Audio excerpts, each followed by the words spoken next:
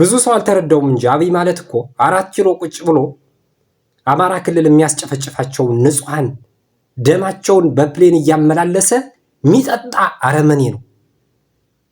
እንደ ወጥ የሚጠቀም ለእንጀራ መብያ የአማራ ንጹሃንን ደም ነው። እንደ እርጎ የሚጠቀም የአማራ ንጹሃንን ደም ነው። እንደ ወተት የሚጠቀም እንደ ንጹህ ውሃ የሚጠጣው የአማራ ንጹሃንን ደም ነው። ይህን መቼም ልትክደኝ አትችልም። እንዴት አንድ ጠቅላይ ሚኒስትር 8 ዓመት ሙሉ ሀገርን ሲያስተዳድር በጦርነት ብቻ ይሆናል?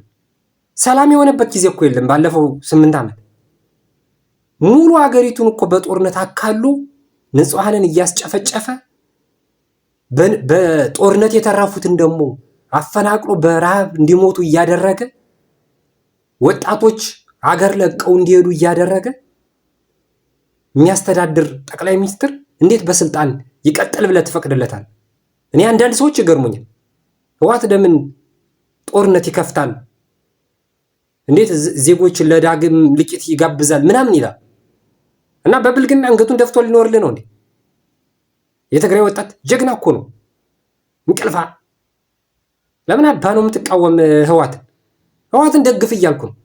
የአማራ ወጣት ፋኖ ከህወሓት ታጣቂዎች ጋር አብሮ እየሰራ ነው።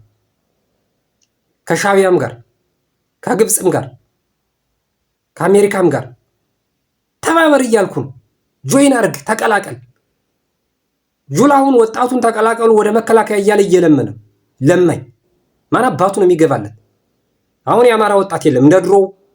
አሁን እስኪ እንዴት ነው ህወሓትን ሊያስቆም ይችላል? የህወሓትን ታጣቂ ድሮ የአማራ ወጣት